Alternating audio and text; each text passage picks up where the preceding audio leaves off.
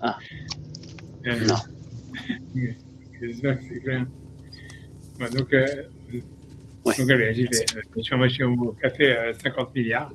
Mais bon, j'en sais un peu Waouh. plus, je pense, que mon Ouais. estomac. Ah, mais non, 8 heures, ouais. Ouais. Vous êtes toujours en Reims? Ouais, j'ai toujours la. Ah, Reims, c'est pas Davos. Ouais. C'est pas Davos. Je pense que c'est mieux que Davos. Sinon, Ouais, franchement. Comment... Mais c'est vrai qu'on vous a pas demandé qu'est-ce que vous disiez à Reims. Pas force, j'ai dit à Sacha, je vais pas la répéter à d'autres fois. Moi Ah, aussi, pardon.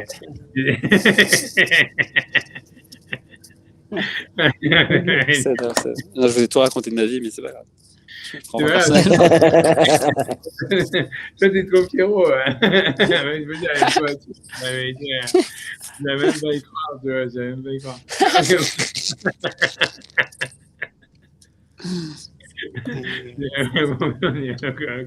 Donc, on y va. Donc, Amila, donc on est dans le Rambam, dans les lois des rois, on est à la Khatset, je crois, maintenant. Donc, c'est une halakha très bizarre chez le Rambam, sur en ce qui concerne la circoncision chez les non-juifs.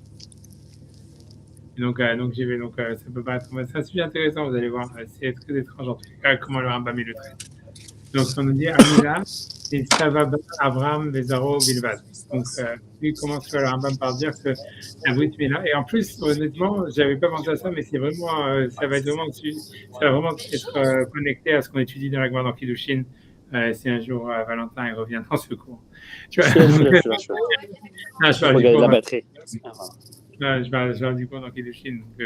Parce que dans Kiddushin, on va parler encore aussi de ça, puisque on est en train d'étudier la mitzvah de faire la brit mila à ses enfants, et c'est pourquoi les femmes, elles n'ont pas la mitzvah, etc. Donc, en fait, c'est lié à ça, ça va être lié aussi à ça. Mais bon, donc, en tout cas, donc, j'y vais.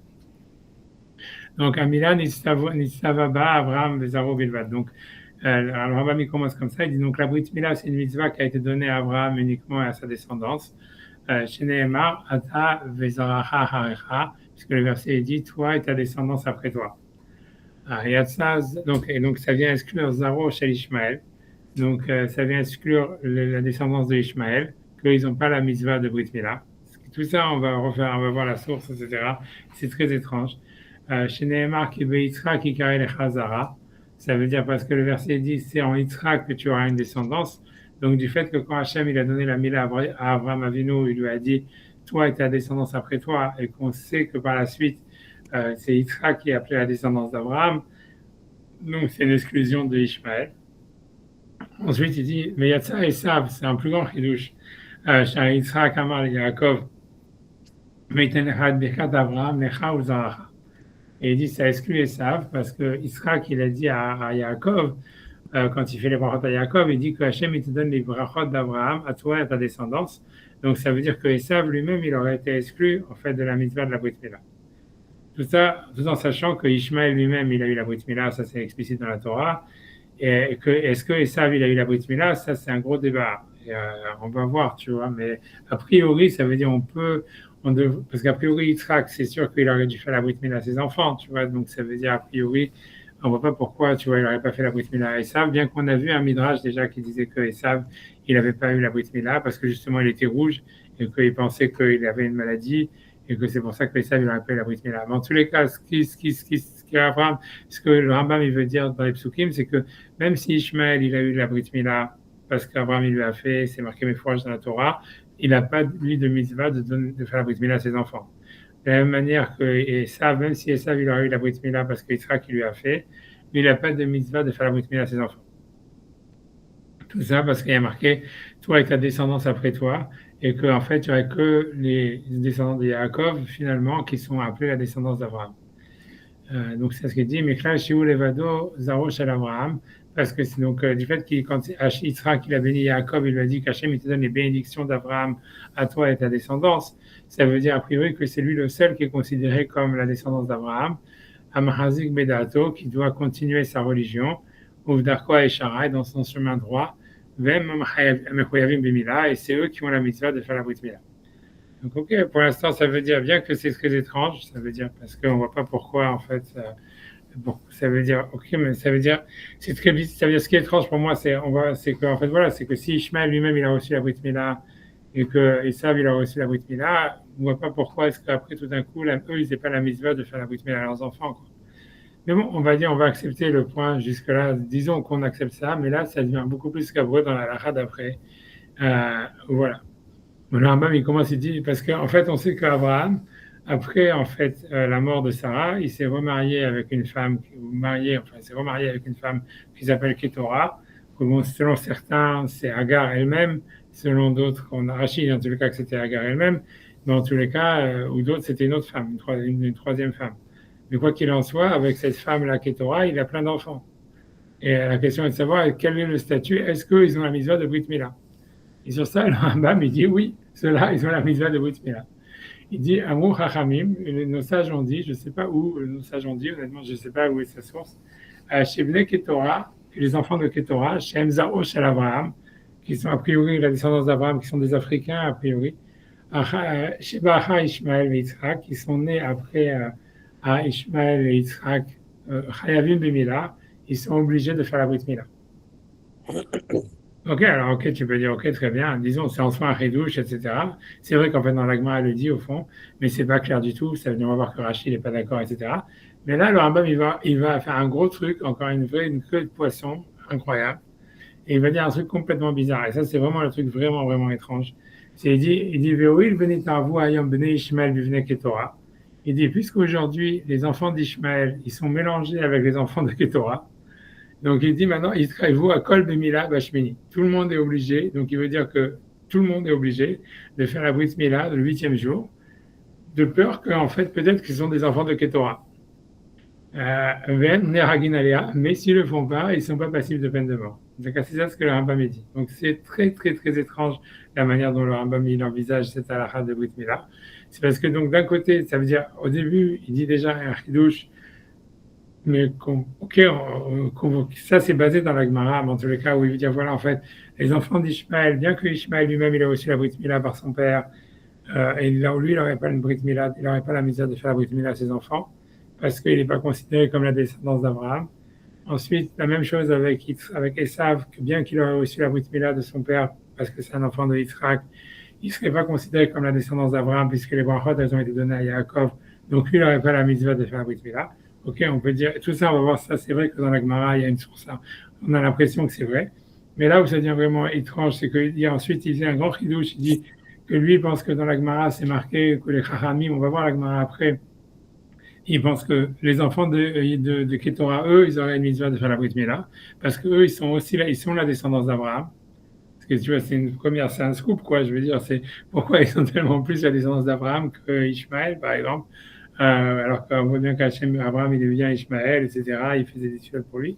Et en tous les cas, mais ok, même disons que ça, même si ça aurait été, on va dire, ok, disons, tu vois, ça veut dire que voilà, que c'est un ridouche que les enfants de Ketora, ils auraient ils ont, comment dire, la mitzvah. Il rajoute en disant que maintenant, à cause des enfants de Ketora, tous les non-juifs, en tous les cas, puisqu'on sait, il dit, la vraie terminologie, on a l'impression qu'il veut dire tout le monde est obligé de faire la Brit Mila parmi les non-juifs, parce que peut-être ce sont des enfants de Ketora. C'est le cas, il dit même les Arabes, ils ont une mitzvah de faire la Mila, parce que peut-être ce sont des enfants de Ketora. Et ça, c'est très bizarre, parce que voilà, ça veut dire, normalement, on va d'après la majorité, on va avoir plein de questions, tu vois, ça veut dire, il y a plein de raisons. C'est super bizarre de dire que chacun il doit penser que peut-être c'est un enfant de Ketora, tu vois. C'est un peu comme je sais pas, les antifascistes, ils disaient on est tous des juifs allemands ou je sais pas quoi, tu vois. On est tous des enfants de Ketora. Je sais rien, tu vois ce que je veux dire, c'est complètement lourd, c'est complètement bizarre. Mais c'est ça ce que le Rambam dit, c'est hyper étrange, etc. Donc, voilà, sur le point de la descendance d'Abraham, on peut le comprendre peut-être parce que quand il a eu Ishmael, il s'appelait Abraham, et qu'en revanche, quand il a eu Yitzhak et après les enfants de Ketora, avec Ketora, il s'appelait Abraham. Non, il ne le dit pas, hein, mais ça pourrait être une explication. Oui, peut-être, mais tu vois, ça veut dire, la misère de Brit Mila, il a reçu avant de s'appeler Abraham, tu vois, ça veut dire, tu vois, a priori, tu vois, ça veut dire. Ah oui. A priori, parce que Ishmael, il reçoit la Brit Mila quand il a 13 ans et tout ça, et le jour même où Abraham a venu, lui-même, il reçoit la Brit Mila. Donc, c'est pour ça que c'est étrange, tu vois, ça veut dire, c'est sûr qu'il y avait une mitzvah sur Abraham de faire la Brit Mila à Ishmael, tu vois, c'est pour ça que tu vois, c'est très bizarre de dire comment le Chiyuv il disparaît. Mais la Gemara, elle va le dire, tu vois, mais tout ça, ça a une source dans la Gemara. Mais là où c'est beaucoup plus discutable, c'est l'histoire des Bnei Ketora et la suite, tu vois, ça veut dire, et surtout la queue de poisson qui fait après, qui est complètement difficile. Tu vois, ça veut dire, en fait, pour expliquer en 2 mots, tu vois, ça veut dire, voilà, on va voir. L'Agmara, elle est aussi très étrange. Honnêtement, tu vois, l'Agmara, qui est la source de ça, elle est très étrange. Tu vois, ça veut dire, donc l'Agmara, elle est là, elle est très, franchement, elle a besoin, tu vois, ça veut dire ça veut dire moi-même, honnêtement, c'est une Gemara, je comprends pas, honnêtement, il y a plein de points très obscurs dans la Gemara et jusqu'à maintenant, je comprends pas exactement qu'est-ce que la Gemara, comment la Gemara avance. Donc, ça veut dire, en gros, en 2 mots, c'est comme ça, tu vois, tu vois, 2 secondes.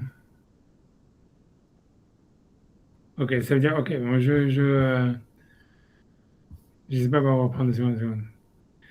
Voilà, on va reprendre, tu vois, le début de la Braïta, il est là. Ça veut dire, c'est Rabbi Yossi bar Rabbi Hanina, où la Gemara va dire d'abord un principe que tu vois que sur ça m'a dit, Damar Rabbi Yossi bar Rabbi Hanina. Donc, c'est une Braïta au nom de Rabbi Yossi bar Rabbi Hanina. Qui dit quoi? Il dit, Kol mitzvah shenemra C'est livnei quel, Noach. c'est quel Gemara? Est-ce que tu me rappelles? C'est le Gemara dans Sanhedrin 59a. 59a. C'est Nun Tet Amudeh. Tu vois, donc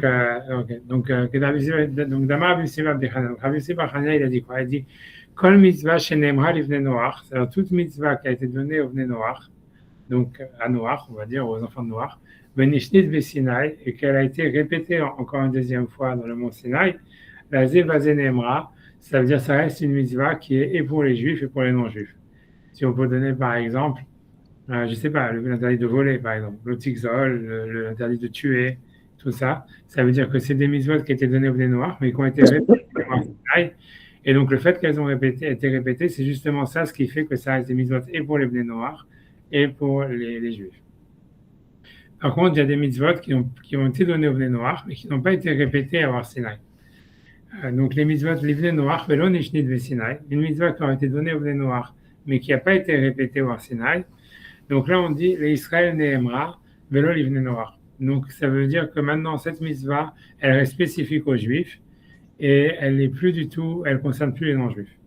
Donc moi, elle va essayer d'expliquer pourquoi, etc. Mais le sens, ça voudrait dire, pas a priori, ça voudrait dire que du fait que les goïms, ils n'ont pas accepté la Torah, donc en fait, ils ont d'une certaine manière, au moment du don de la Torah, donc en fait, ils ont, s'il y avait des mitzvot, en tous les cas, qui n'ont pas été répétés dans le don de la Torah, ça veut dire en fait que les goïms, en fait, ils ont aussi rejeté ces mitzvot-là. Et que donc finalement, ça ne les concerne plus. Ça ne veut pas dire en fait maintenant qu'ils sont exemptés, mais ça veut dire quelque chose comme ça, tu vois. En tout cas, l'Agma a dit ça. Elle dit que si les mitzvot s'il y avait des 7 mitzvot des Bnei Noach qui n'auraient pas été répétées en fait au Har Sinaï, en fait, elles ne concerneraient plus que les Juifs et plus les Goïms. Encore, l'Agma va expliquer pourquoi. Mais l'Agma, en tout cas, elle dit il y a une seule mitzvah qui serait dans cette catégorie. Ben, la Noëlla Guide Anaché. Il n'y a en fait que la mitzvah de Guide Anaché, donc ça veut dire de ne pas manger le nerf sciatique, qui aurait, et donc ça c'est déjà un truc super étonnant dans la Gemara, que je ne sais pas, honnêtement, j'ai regardé un peu les commentaires, enfin aussi ça fait super longtemps que j'ai fait maintenant ce cours, donc je ne me rappelle plus, mais en tous les cas, je pense, si je me souviens, en tous les cas, au moment où j'ai fait le cours, en tous les cas, je me souviens que je n'ai pas compris.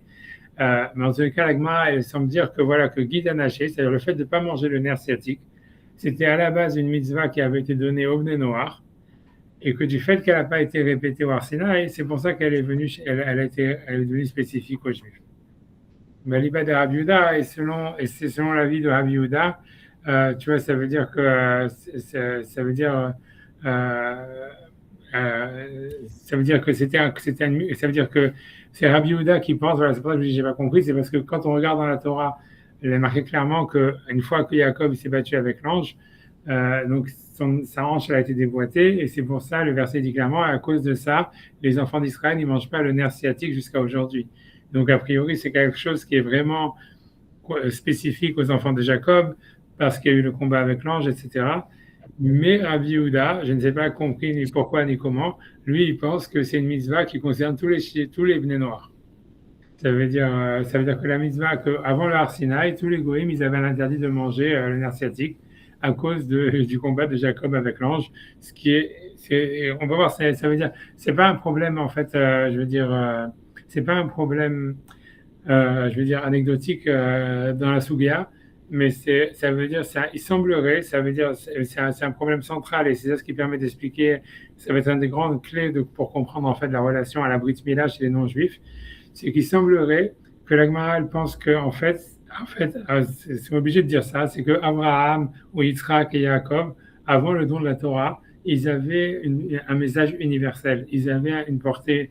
Leur histoire, elle avait une portée universelle. Ça veut dire, et donc c'est pour ça que si Yaakov il s'est battu avec l'ange et que en fait l'ange, sa hanche elle a été déboîtée et que bien que le verset dit et les enfants d'Israël ils mangeaient pas le nerf sciatique à cause de ça. Ça veut dire que tous les goïms, ils étaient concernés par ça et qu'aucun des goïms ne devait manger de la nerf sciatique et que c'est que après le don de la Torah, du fait que ça veut dire qu'ils n'ont pas accepté la Torah, que si tu veux, les goïms, ils ont perdu, ça veut dire si tu veux, les Havot, Abraham, Isaac et Jacob, ils ont perdu la portée universelle qu'ils avaient. Et en fait, mais à la base, c'est ce qu'on va voir, c'est comme ça c'est que comme ça, il faut être obligé de comprendre ça pour comprendre comment est-ce que la Gemara envisage l'histoire de la Brit Mila. C'est que la Gemara envisage qu'à la base, ça veut dire toutes les mitzvot, parce que l'autre mitzvah, à part le nerf sciatique, qui en fait, a priori, elle a été donnée que à Abraham et à sa famille, et malgré tout, la Gemara va comprendre d'une manière évidente, ça veut dire comme quelque chose d'indiscutable, que cette mitzvah, elle était pour toute l'humanité, c'est la Brit Mila. La Gemara, elle va comprendre que, bien que dans le verset, il y a marqué clairement dans la Torah, toi, Hachem dit à Abraham, tu vas faire la circoncision de tes enfants, etc. La Gemara, elle considère que cette mitzvah, elle avait été donnée à Abraham et elle devait être transmise à toute l'humanité. Et que c'est qu'après le don de la Torah, on va voir pour des raisons XY, qu'en fait, si tu veux, les goïms, ils n'ont plus la mitzvah de Brit Mila. Mais en tous les cas, la Gemara ici, elle pense la même chose clairement ici, même sur la mitzvah de ne pas manger le nerf sciatique. Et ça veut dire, a priori, la seule manière de comprendre ça, c'est de dire qu'en fait, la Gemara, elle comprend que, en fait, jusqu'au don de la Torah, les choses qui étaient spécifiques, bien que le verset dit, ici par exemple, que c'était à cause de Jacob qui a été combattu avec l'ange, etc. Et donc c'est quelque chose qui est spécifique à la famille de Jacob. Et même quand le verset va dire clairement à Abraham, toi tu dois faire la circoncision de ta famille, en fait, c'était quelque chose qui concernait tout le monde. Pour donner, je veux dire, simplement avant d'avancer dans la Gemara, tu vois, c'est-à-dire pour donner des exemples, simplement pour élaborer, on voit ça clairement dans la Torah. Par exemple, tu vois, c'est-à-dire que quand Abraham, il est lui-même, ça veut dire, on dit, V'hu Yoshev be'Elonei Mamre, et on te dit, il habitait dans les Elonei Mamre, que ça soit, on va dire, les arbres, il a résidé parmi les arbres de Elon, que ça peut être des arbres comme Elon Musk, c'est de là où ça vient. Elonei Mamre, ça veut dire les arbres de Mamre. En tous les cas, on dit que, et plus tard, on nous dit que Aner, Eshkol ou Mamre, c'est donc trois personnes, trois clans en tous les cas qui habitent en Israël. Ce sont les Baalé Brit Avraham, ce sont les maîtres de l'alliance d'Abraham. Et donc ça veut dire a priori que donc ça veut dire qu'on voit qu'il y avait des peuplades autour, donc Mamre, Aner, Eshkol et Mamre, que dans le sens littéral ils avaient fait la Brit Mila, alors qu'ils ne faisaient pas partie de la famille d'Abraham, etc. Mais qu'en fait, ils s'étaient sentis concernés par cette mitzvah, quoi. Et donc, on voit ça. En deuxième exemple, on voit ça quand Yosef, comme on a vu, il demande, quand il arrive en Égypte, il demande à tous les Égyptiens de faire la Brit Mila. Et Pharaon, il dit, faites tout ce que Joseph il vous dit. Et donc, il leur demande de faire tous la Brit Mila. Et ça veut dire, voilà, ça n'a pas de sens si jamais, en fait, c'était une mitzvah qui avait été donnée qu'à Abraham, à sa descendance. Donc ça veut dire donc tout ça, ce que je veux dire, c'est ok, c'est pas des preuves extraordinaires, c'est pas marqué que cette histoire-là de Yosef qui demande aux Égyptiens de faire la Brit Mila, c'est qu'un midrash que Rashi ramène, etc. Mais cette histoire de Baalé Brit Abraham, les maîtres de l'alliance d'Abraham, ça peut être interprété juste qu'ils avaient une alliance militaire avec Abraham ou une alliance ça veut dire, voilà, je sais pas, de principe, je sais pas, comme à Davos, je sais pas, ça veut dire, mais ça veut dire ça veut dire qu'ils faisaient partie du concile, mais tu vois, mais je veux dire, voilà, mais ça veut dire, en tous les cas, donc c'est pas des preuves qui sont irréfutables, mais a priori, on voit l'idée, le concept, il a l'air d'exister, quoi. Et la Gemara, elle va partir sur ça. Et c'est moi, honnêtement, c'est un truc que j'ai pas compris, parce que tu vois, ça veut dire, a priori, tu vois, le verset dit clairement à Abraham, tu vas faire la Brit Mila à tes enfants. Il dit pas, tu vas devoir faire la Brit Mila à tout le monde, tu vois, et tout le monde doit faire la Brit Mila. Mais la Gemara, elle comprend, même quand je veux dire ici, c'est pour ça qu'ici, la Gemara, elle commence déjà en plus hardcore, quoi, que ça, puisqu'elle commence sur l'interdit de manger le nerf sciatique, que c'est encore plus spécifique et encore plus bizarre. Et la Gemara, elle comprend que, ouais, bien, et que le verset dit clairement, c'est à cause de ça que les enfants d'Israël, ils mangent pas jusqu'à aujourd'hui le nerf sciatique.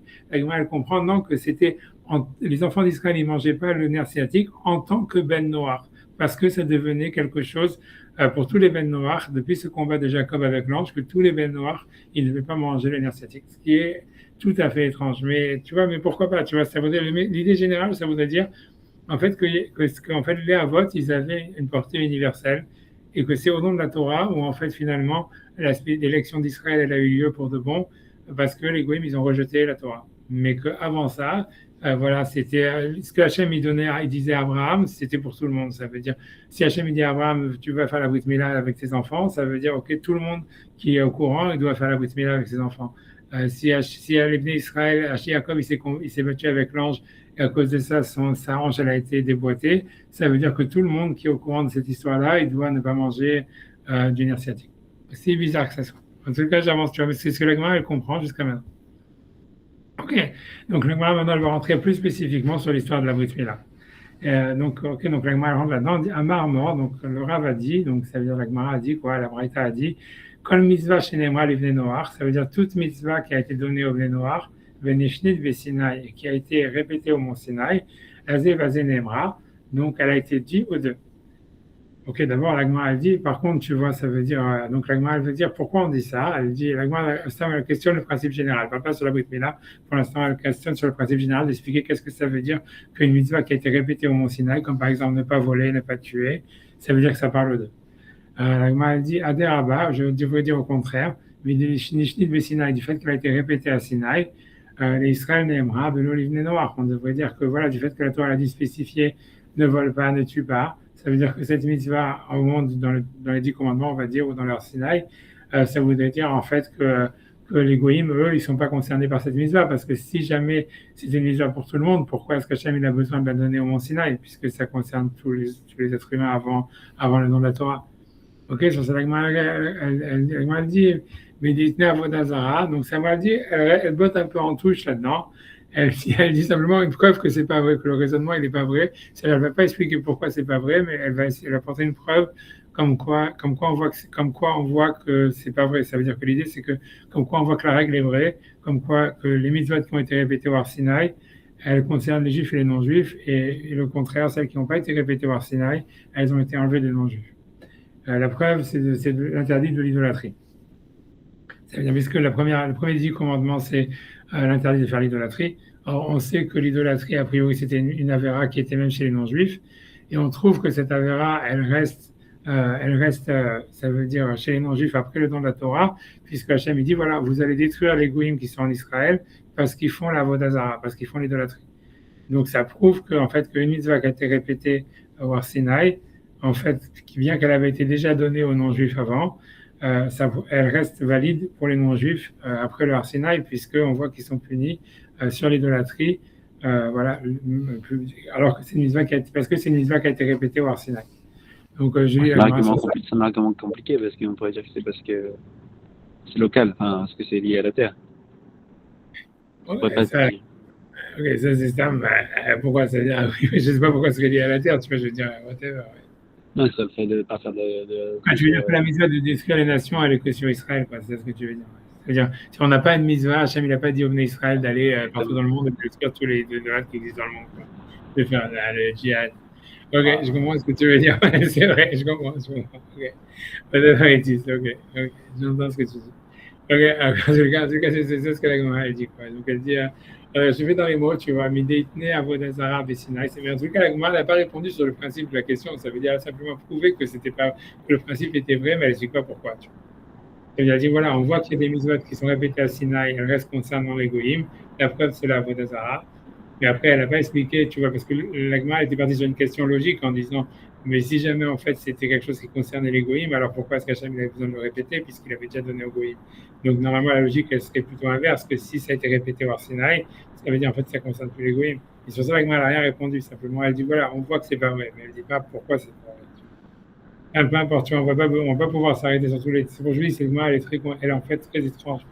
Mais donc nous ce qui nous intéresse c'est la Brit Mila, donc on est un peu obligé d'avancer quoi. Donc j'avance toi. Donc la Gemara dit voilà, je réagis dans les mots de la Gemara dans les mots. Mais Deitne Avodazara Besinaï, du fait que l'interdit de faire l'idolâtrie a été répété au mont Sinaï. Vashkechan be'anash goïm ilava, et on voit que les non-juifs ils ont été punis à cause de ça. Shma mina lazé neemra, Ça veut dire, ça vient nous apprendre qu'en fait, les mitzvot qui ont été répétées au Har Sinaï, elles viennent dire que les goïms, ils restent concernés par ces mitzvot. Après, la Gemara pose la question inverse, je n'ai pas envie d'entrer dans le thème, il dit l'ivne noir, velo nishnit besinaï, et l'Israël neemra velo l'ivne noir. Ça veut dire que les mitzvot qui n'auraient pas été répétées au Mont Sinaï, maintenant on dit qu'elles concernent que les juifs et plus les non-juifs. Et donc c'est pour ça, selon Rabbi Yehuda, que le guide Anaché, qui n'a pas été répété dans leur Sinaï, il concernerait plus que les juifs et pas les non-juifs comme avant. La Gemara dit, mais la logique, elle est contraire. Adraba, Mudelo, Nishnit, Besinaï, du fait que ça n'a pas été répété à Sinaï, on doit dire que ça reste quelque chose qui concerne toute l'humanité. L'Ivne Noir, Nemra, Velo, l'Israël. Et sur ça, la Gemara, elle dit non, elle fait encore une fois, elle botte en touche en disant, non, l'Ika Midam de l'Israël, Shari ou Goyasso. Comme il ne peut rien avoir qui est permis à Israël et que pour un Goy, c'est interdit, donc, du fait que si ça n'a pas été répété en Sinaï, ça veut dire en fait que c'est interdit pour les Juifs. Et puisque la Torah, en fait, elle n'a pas marqué dans la Torah, ça veut dire en fait, bien que c'est interdit pour les Juifs, donc ça veut dire en fait, pourquoi elle n'a pas marqué dans la Torah, c'est pour nous dire que pour les non-Juifs, c'est devenu permis. Ok. Ça, c'est ce que la Gemara dit. Je ne vais pas me présenter sur le principe. Je saute l'histoire des Fatouars et blablabla. Tu vois, ça veut dire. Mais là, ce qui nous intéresse maintenant, c'est l'histoire de la Brit Mila. Puisqu'en fait, la Brit Mila, elle avait été donnée à Abraham avant le don de la Torah. Et la Gemara, comme on a vu, elle considère qu'en fait, tout ce qui a été donné au patriarche avant le don de la Torah, c'était universel. Et donc, ça concerne tous les noirs. Et ensuite, c'est répété dans la Torah, dans la paracha des Shmini, où on nous dit, voilà, le 8e jour, tu feras la Brit Mila, etc. Donc, normalement, si on suit le principe de la Braïta, tout ce qui a été répété au Har Sinaï et qui avait été donné avant, ça concerne toute l'humanité. Donc, normalement, la Brit Mila, ça devrait concerner toute l'humanité, même après le don de la Torah. Donc ça, c'est la question d'Agmara. Encore une fois, toute cette question, elle est basée sur le fait que l'Agmara, elle a compris que quand Hachem, il a dit à Abraham de faire la Brit Mila à sa famille, ça voulait dire tout le monde était concerné, et ce qui est très étrange. Bon, ça veut dire, donc j'avance, je fais l'Agmara avant que, je sais pas, que Sacha s'endorme. Donc j'essaie d'avancer. Kol mitzvah chez, ça va, tu tiens, okay. Moi j'arrête. J'en ai tellement vu que maintenant, je pense que sinon je vais. Donc, Kol mitzvah chez Nehemra. Donc, Kol mitzvah chez Nehemra, les Bnei Noach, Venishnin, Vesinaï. Donc, l'Agmara reprend les principes. Donc, toute mitzvah qui a été donnée au Bnei Noach et qui a été répétée au Mont Sinaï, la Zé et Nehemra, elle a été donnée aux deux. L'Agmara dit voilà, Vare Mila chez Nehemra, les Bnei Noach. Et voilà la Brit Mila qui a été donnée au Bnei Noach, dire-t-il, parce que le verset dit Vata et Veriti Tishmor, et toi tu garderas mon alliance. Donc ça parle d'Abraham uniquement. Mais encore une fois, elle comprend d'une manière instinctive et très étrange que tout ce qui a été donné au patriarche, ça avait une portée universelle nécessairement. Et donc elle comprend que la mitzvah de Brit Mila qui a été donnée à Abraham, en fait, elle concernait toute l'humanité.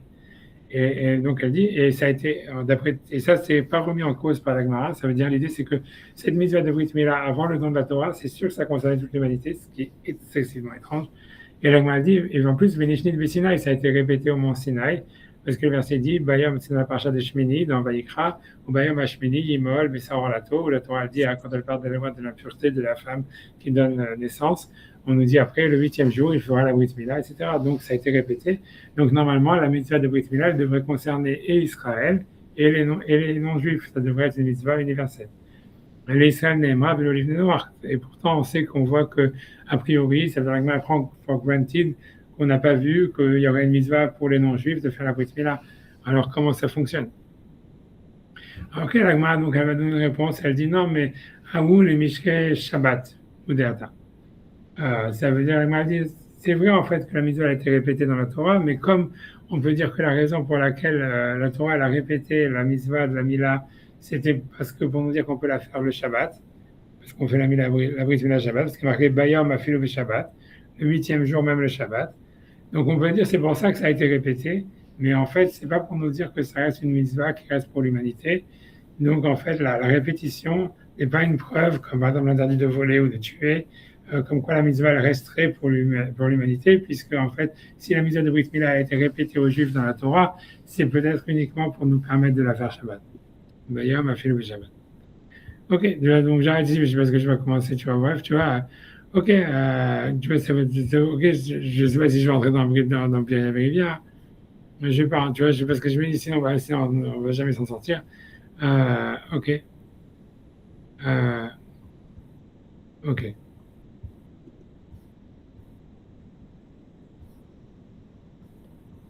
Ok, c'est bon.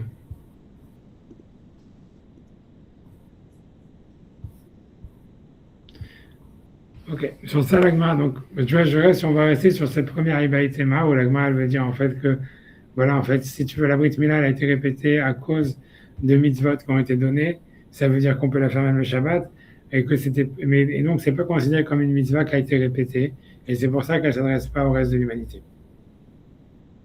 Donc ça, c'est le premier Ibaïtema, comme quoi la Brit Mila, en fait, elle était pour toute l'humanité, sauf qu'après le don de la Torah, elle devient restreinte parce qu'elle n'a pas été vraiment répétée en tant que mitzvah, quoi. Elle a été juste répétée pour dire qu'on pouvait la faire Shabbat. Maintenant, tu vois, la Gemara, elle va donner sur une deuxième version, qui est plus logique, on va dire, qui nous paraît plus normale. Elle m'a dit, Ibaïtema, si tu veux, je pourrais te dire, Mila Beikara ala Abraham ou Deka Misera ala Hamana. Ça veut dire que si tu veux, je peux te dire que, en fait, la Brit Mila, depuis le début, elle a été donnée uniquement à Abraham. Parce que le verset dit, Vata et berititishmor, ata vezaracha acharecha le dorotam. Et toi, tu garderas mon alliance, toi et ta descendance après toi pour leur génération. Et le verset, il voudrait dire, ata vezaracha, toi et ta descendance, uniquement, inishaharina lo, mais des autres hommes, non. Ce qui fait sens, tu vois. Ok, l'agma demande, ok, et sur ça l'agma demande, Ela me'ata bene Ishmael lechayvu. Donc ça veut dire l'idée, c'est que si jamais on dit en fait que la mitzvah, je vais expliquer l'histoire, c'est que dans la première théorie, la mitzvah a été donnée à toute l'humanité. Ensuite, quand on monte vers Sinaï, comme les Goïms, ils n'ont pas accepté la Torah, donc si tu veux, ils ont perdu cette mitzvah de la Brit Mila, et donc on comprendrait pourquoi, en fait, selon ça, les Arabes, ils n'auraient plus la mitzvah de la Brit Mila, ou personne n'aurait la mitzvah de la Brit Mila. Mais selon la deuxième version, comme quoi en fait la mitzvah de Brit Mila a été donnée à la descendance d'Abraham, donc normalement les Bnei Ishmael ils devraient être concernés, puisque voilà ils n'ont pas, tu vois, c'est pas quelque chose qui a été répété au Sinaï, etc. Tu vois, c'est pas dans le cadre des mitzvot qui ont été répétés au Sinaï et qui ont été enlevés par la non acceptance des Juifs sur le Sinaï. Donc c'est pour ça que la Gemara demande Ela ma'ata bnei Ishmael echayvu. Donc si c'est comme ça, les enfants d'Ishmael devraient être chayav de Brit Mila.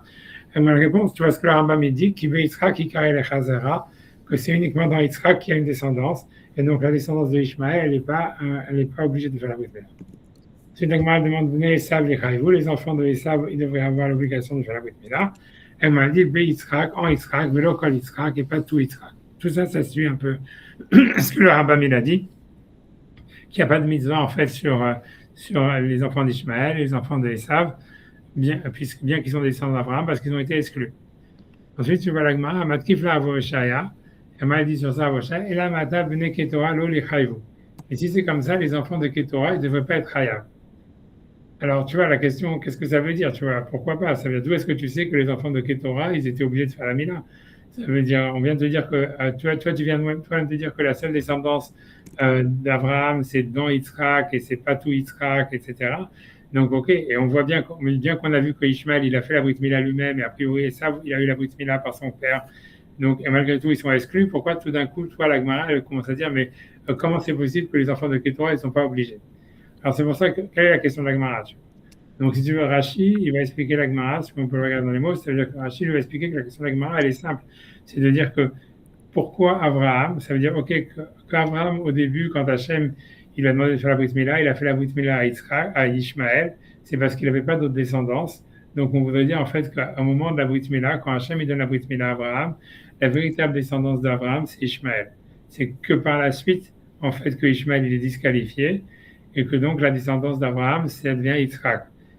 Et qu'ensuite, on va dire la même chose avec Yaakov et Esav. Ça veut dire que quand Yitzhak, il a ses deux enfants qui naissent, qui sont jumeaux, il ne sait pas lequel va être l'héritier, donc il fait la Brit Mila aux deux. Mais ensuite, Esav, il est disqualifié, et donc ça reste que la descendance de Jacob. Mais donc ça marche bien, on va dire, ça veut dire, voilà, ça marche bien pour les enfants, on va dire, pour Ishmaël et tout ce qui en suit. Mais pour les enfants de Ketora, l'idée, elle est de dire, Rashi va expliquer la question de l'Agma très simplement, c'est de dire, Abraham, lui, il avait une mitzvah de faire la Brit Mila à tous ses enfants, et donc, et même à ses esclaves, donc c'est sûr que quand il a eu des enfants avec Ketora, c'est sûr qu'il aura fait la Brit Mila.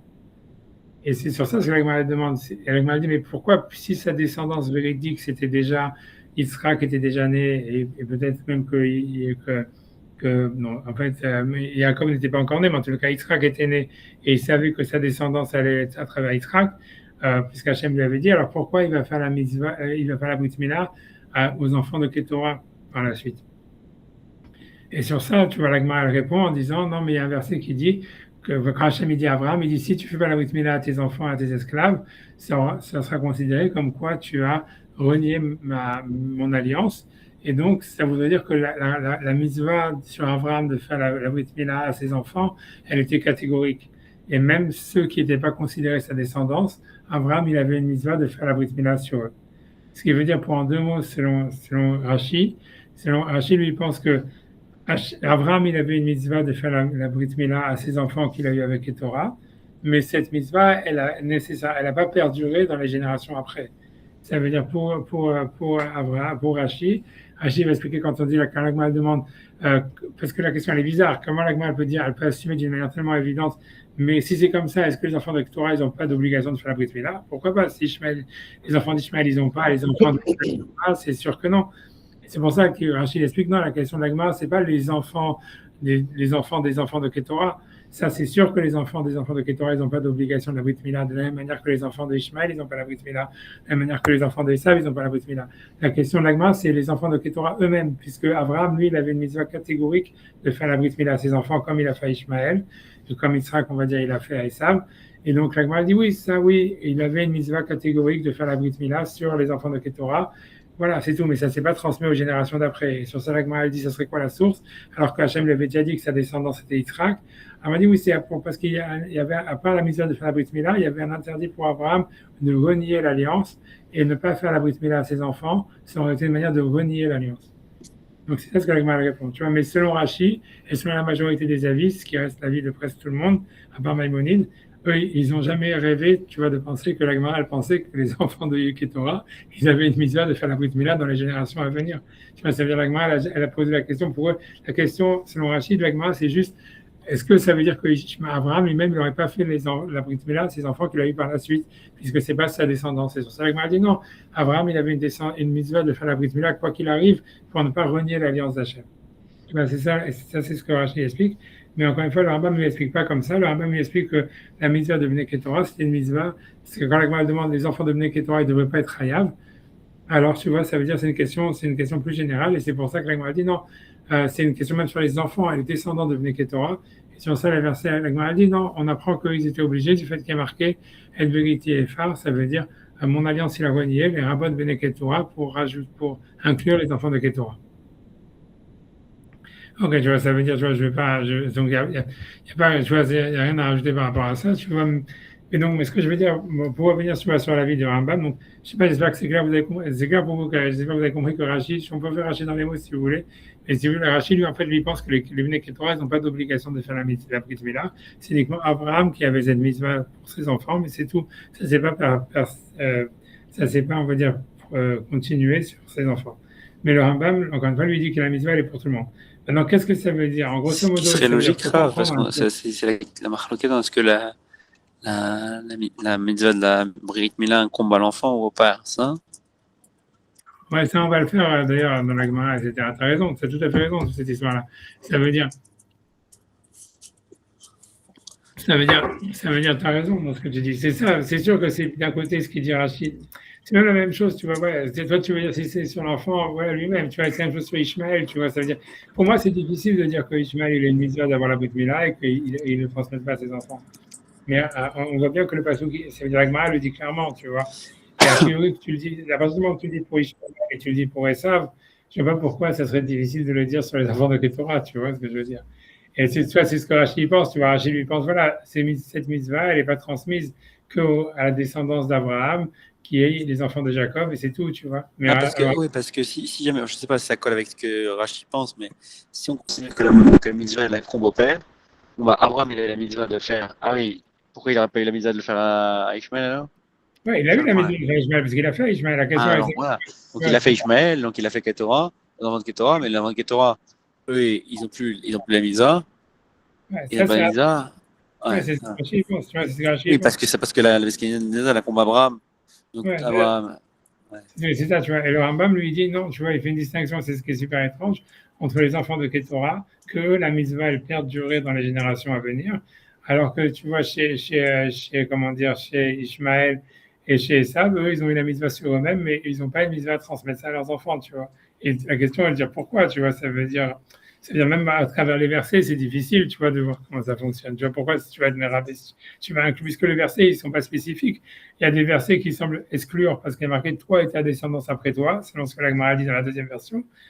Et ok, mais pourquoi alors tu vas dire ah c'est juste ça exclut les enfants d'Ishmaël, ça exclut les enfants d'Esav et ça exclut pas les enfants de Ketura, tu vois, selon le Rambam, c'est complètement bizarre, tu vois. Même si le verset dit clairement qu'Abraham il devait pas renier l'alliance, donc même on va dire c'est inclusif sur d'autres enfants, mais qu'est-ce qui te permet de choisir celui-là par rapport à celui-là, tu vois?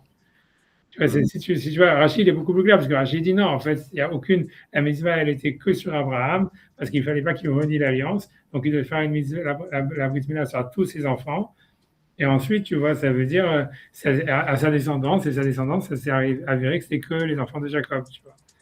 Mais tu vois, donc ça, c'est en tous les cas, et donc ça Rachid fait sens, mais Rambam, c'est beaucoup plus compliqué, tu vois. Ça veut dire pourquoi tu vas dire que sur les enfants de Ketora, tout d'un coup, ça devient quelque chose qui est périn, tu vois, que ça veut dire qu'il reste sur la descendance d'après, et pas sur Ishmaël, et pas sur Esav, tu vois. Et ça, c'est une première chose. Voilà. Mais et en tous les cas, Rambam, il n'a pas tranché comme le premier avis, puisque le premier avis, lui, il est encore plus catégorique de dire qu'il n'y aura pas la médiation sur les Bnei Ketora, puisque, encore une fois, il faut se rappeler de ce premier avis de la Gemara qui est quand même assez intéressant et étrange, c'est de dire que la mitzvah de Brit Mila leur a été donnée à toute l'humanité à travers Abraham, et que ensuite, du fait que les Goïms, ils n'ont pas accepté la Torah, c'est là où elle serait devenue une spécificité d'Israël. Et ça, le Rambam, il ne semble pas du tout, il semble pas avoir pris cet avis, mais ce qui est un peu normal, parce qu'on sait que quand la Gemara donne deux interprétations, puisque là, ça c'était le premier Ibaïtema, c'est la première interprétation qui avait dit pourquoi aujourd'hui ça ne concernerait pas les Goïms, parce que ça n'a pas été répété dans la Torah, parce que si on l'a répété, c'est que à cause pour nous dire qu'on peut faire la Brit Mila Shabbat. Tu vois, donc ça veut dire que grosso modo, c'est selon cet avis-là, donc la Brit Mila avait donné à toute l'humanité, et ensuite, du fait qu'elle n'a pas été répétée au Mont Sinaï, ça veut dire en fait que les Goïms s'en sont exclus parce qu'a priori ils l'ont pas accepté. Voilà, le Rambam, c'est un avis qui reste, tu vois, mais que le Rambam il n'a pas tranché dans la halakha cet avis-là. Et ce qui la règle en souvent, c'est quand la Gemara donne deux interprétations, le Rambam il suit en tous les cas la deuxième interprétation. Et la deuxième interprétation, encore une fois je la répète, c'est de la Gemara, c'est dire que non, la Brit Mila a été donnée que à la descendance d'Abraham. Et c'est pour ça, ça exclut les enfants d'Ishmaël, ça exclut les enfants d'Esav. Et a priori, selon Rachid, ça exclut aussi les enfants de Ketora, si ce n'est eux-mêmes. Mais le Rambam, bizarrement, là, il fait un truc super bizarre. Il dit non, mais les enfants de Ketora, eux, ils sont inclus, même pour les générations à venir. Et ça, on ne comprend pas exactement pourquoi il dit ça et d'où ça sort. Tu vois. Mais ce que je veux dire, tu vois, je veux dire, moi, déjà, si j'ai l'idée générale, que moi, je pense que ça veut dire ce que c'est la vie, pour expliquer le Rambam, ça serait de dire, avant d'expliquer, pour moi, l'idée, elle est juste que le Rambam, à mon avis, il pense qu'au fond, la Brit Mila, c'est une alliance universelle entre Hachem et le peuple d'Israël, pas simplement le peuple d'Israël,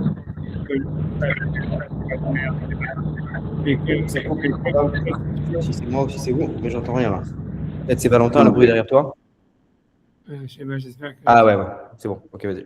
Désolé. Mais tu vois, en tous les cas, tu vois, donc l'idée, à mon avis, tu vois, ça va être ça la conclusion, mais je vais simplement, après, on va parler encore un peu de ça, mais ça veut dire l'idée, c'est que la Brit Mila, à mon avis, selon le Rambam, pour expliquer, à mon avis, il n'a pas refuté ce que la Gemara avait dit dans la première réponse. Lui, il pense en fait que les deux réponses, elles s'additionnent, ce qui est aussi une possibilité dans la Gemara, du fait que la Gemara n'a pas réfuté la première réponse. Et l'idée générale, ça serait comme ça serait en fait que la mise de la Brit Mila, c'est une alliance qui concerne en fait toute l'humanité, même d'une manière générale. Sauf que les Ishmaël et Esav, du fait que eux, s'ils font la Brit Mila, ils remettent en question l'élection d'Israël, eux, ils sont exclus de cette alliance. Tu vois, parce qu'ils doivent montrer, tu vois, je sais pas, c'est comme, je sais pas s'il y a quelque chose comme ça dans les rois ou j'en sais rien, mais ça veut dire, tu vois, ça veut dire, je sais pas, il y a, voilà, par exemple, voilà, il y a un exemple, j'ai un exemple, tu vois, ça veut dire qu'une fois, ça veut dire la reine d'Angleterre, je me rappelle, je sais plus qui c'est, j'ai entendu une histoire comme ça, que quelqu'un était invité chez la reine d'Angleterre, et elle était très gênée parce qu'en fait, si tu veux, elle portait la même robe que la reine. Et donc après ça, le lendemain, donc elle est partie voir, je sais plus l'intendant pas le lendemain ou le même jour, je sais pas, à l'intendant je sais pas ce qu'il y a un type qui est spécial, un ministre spécial pour les réceptions, etc. Et donc elle est partie s'excuser en lui disant voilà qu'elle était gênée que tu vois qu'elle portait la même robe de la reine. Alors le type il a répondu, il lui a dit, mais papa, elle s'en est pas du tout rendu compte, la reine, elle regarde jamais comment est-ce que les commoners ils sont habillés. Ça veut dire, ça veut dire que tu vois, ils sont pas dans la paracha, ça veut dire, voilà, c'est un peu la Mais même chose. pas, ils n'ont Voilà, pas les mêmes valeurs. voilà, Pas ils du sont pas même. dans le même truc, donc elle regarde même pas. Ça veut dire, voilà, si jamais il y avait, je sais pas, la sœur de la reine, ou whatever, la cousine de la reine, whatever, qui est habillée avec la même robe, là, ça aurait été un incident diplomatique. Mais si jamais c'est Stam, quelqu'un de la rue qui a la même robe, c'est pas grave, ils sont pas, et c'est un peu la même chose, tu vois, avec la Brit Mila, il semblerait, tu vois, selon le Rambam, ça veut dire, si on fait les maths un petit peu de ce que le Rambam, l'idée générale de ce qui sort du Rambam, c'est que le Rambam, il pense, en fait, l'Ibn Ketora, il doit faire la Brit Mila, et après, on va voir qu'est-ce qu'il va dire plus que ça, puisqu'il dit à la fin, tout le monde doit faire la Brit Mila, on va voir par la suite, mais à mon avis, l'idée générale serait que la Brit Mila, ça reste une mise pour tout le monde, mais les enfants d'Ishmaël et les enfants de Esav, ils sont comme eux, si tu veux, paradoxalement, ils font partie de la famille, quoi. Et s'ils faisaient la Brit Mila, ça serait en fait une remise en question de l'élection d'Israël. Donc eux, ils doivent s'abstenir de le faire. Tu vois, ça veut dire, voilà, ils doivent pas porter la même robe que la reine, quoi. Ça veut dire, tu vois, ça veut dire parce que eux, ils sont de la famille, tu vois, un truc comme ça. Et donc voilà, ok, donc, mais ça va, à mon avis, c'est ça l'idée générale de ce que le Rambam veut dire. Mais maintenant, on va reprendre, tu vois, ça veut dire, tu vois, encore une fois, Rachid, lui, il n'est pas du tout comme ça. Rachid, lui, il dit que les Bnei Ketora, ils n'ont pas du tout la mitzvah, de la même manière que les enfants d'Ishmaël, etc. Et voilà, et donc pour lui, ça considère que la descendance d'Abraham, etc. Mais j'avance dans le texte, donc, donc en tout cas, ça c'est la Gemara, ça c'est la source de la Gemara, etc. Maintenant, ça veut dire la question qu'il y a sur le Rambam que tout le monde demande, puisque en fait, le truc super bizarre, si on reprend le texte du Rambam, avant d'avancer, je reprends le texte du Rambam une seconde, c'est que le Rambam, il dit encore dans la deuxième halakha, je répète ce qu'il dit, ce qui est très très étrange, il dit Amrou Chachamim, nos maîtres ont dit, chez Bnei Ketora, que les enfants de Ketora, chez Mzaro, chez Abraham, qui sont la descendance d'Abraham, chez Bahar Ishmael, qui est venu après Ishmael, et Yitzhak Chayavim Bemila, ils seront obligés de faire la Brit Mila. Et là, c'est le truc qui est vraiment le truc vraiment. Ça, on peut dire, ok, c'est une interprétation possible dans la Gemara, bien qu'on a vu, Rachid n'explique pas comme ça, et c'est pas du tout évident, parce qu'encore une fois, les Bnei Ketora, ça peut être juste eux et pas leurs descendants. Mais la suite, elle est carrément bizarre, puisqu'il dit, et puisque maintenant il y a un mélange entre les enfants d'Ishmaël et les enfants de Ketora, tout le monde est obligé de faire la Brit Mila le 8e jour. Et ça, c'est bizarre, tu vois, parce que techniquement, pourquoi c'est bizarre? Parce que d'abord, on a l'habitude, généralement, on voit qu'en fait, on suit la majorité. Ça veut dire, il y a deux questions sur ce Rambam, techniquement. La première, c'est même si c'est un doute, quelqu'un, il ne sait pas s'il est Ben Ketora ou pas. On a une règle, tu vois, on va voir cette règle dans le Rambam, que le Rambam, lui, là, s'il est connu dans sa Shita, que lui, il pense que dès qu'il y a un doute sur une mitzvah de la Torah, d'après la Torah, il faut être lenient. Ça veut dire que lui, il pense que même si nous on dit Safek de Raïta à l'Echumra, ça veut dire quand il y a un doute sur une de la Torah, on est marmire, c'est qu'un statut d'ordre rabbinique. C'est pas un statut de la Torah. Donc ça veut dire, ça veut dire que mais lui, le Rambam, il pense, on va le voir, je vais vous apporter des preuves si vous voulez, et une preuve en tous les cas, ça veut dire que le Rambam, il dit clairement à plusieurs endroits dans son livre, c'est un des grands points du Rambam que d'autres commentateurs, ils ont discuté sur lui, etc. Il pense que dès qu'il y a un doute, la Torah, elle parle que sur les choses sûres, et quelque chose qui est douteux, normalement, c'est pas concerné par l'interdit ou par la mitzvah, etc. C'est une des règles du Rambam. Ça veut dire pour lui, il pense que même si on est marmère dans un doute, c'est que dans le rabbinique. Par exemple, pour le Rambam, si jamais Shabbat, on va dire, par exemple, Shabbat, en fait, pour lui, d'après la Torah, vraiment, Shabbat, ça commence quand c'est la nuit sûre. Ça veut dire avant que ça soit la sortie des étoiles. Le Rambam, il pense que c'est pas Shabbat. Et si c'est Shabbat, c'est que dans le rabbinique. La même chose avec la fin de Shabbat. Pour lui, Shabbat, la fin de Shabbat, c'est quand il fait encore jour sûr. Dès qu'il y a un doute, c'est plus Shabbat d'après la Torah, c'est que dans le rabbinique. Tu vois, c'est toujours tout comme ça, tu vois. Et donc ici, la question est donc a priori, si jamais quelqu'un donc il a un doute s'il est un Ben Ketora ou pas un Ben Ketora, en fait, dans le doute, il devrait être considéré non Ben Ketora, pas puisque tu vois, c'est-à-dire on voit pas que les Chachamim ils auraient fait un décret dans le rabbinique comme quoi tout le monde doit se considérer comme un Ben Ketora. Ça veut dire là d'où il sortirait ce décret, tu vois, c'est ça la question. Ça c'est une première question. La deuxième question, plus grande encore que ça, c'est que c'est sûr qu'on suit la majorité, tu vois, et donc ça veut dire on voit bien, par exemple, on a vu, par exemple, les 10 tribus, etc. On dit qu'on les considère, ou Amalek, ou toutes ces nations-là, on les considère comme n'ayant plus de statut halachique parce qu'elles ont été annulées dans la majorité. Donc, on ne voit pas pourquoi, tout d'un coup, les Ben Ketora, eux, tout d'un coup, comme il y a des mélanges, on dit, ah non, mais tout le monde doit faire attention, peut-être qu'il a un Ben Ketora et faire la Brit Mila, tu vois. Ça veut dire, c'est ça les deux questions, en fait, techniques qu'il y a sur le Rambam. Donc, je vais simplement les faire, tu vois, ça veut dire pour apporter des sources, simplement pour, voilà, je vais pas me présenter, je j'ai pas trop traîné, mais ça veut dire, donc en tous les cas, donc ici par exemple, j'ai ramené la Gemara dans Brachot, c'est une Gemara connue. Donc la Gemara elle ramène une histoire en disant que donc Bobayom, c'est-à-dire que l'idée c'est que il y avait une discussion, il y avait une dispute en réalité entre tu vois, ça veut dire entre Rabban Gamliel et Rabbi Yoshua, et à savoir, peu importe au niveau du Beddin, etc. Et finalement, il y a eu une révolution, quoi, on va dire, et Rabbi Yoshua, il a gagné au Beddin, et ce qu'il a instauré, c'est que tout le monde pouvait assister en fait aux séances du Beddin. Alors qu'avant, c'était très très trié sur le volet à qui pouvait assister aux séances du Beddin et du Sanhedrin.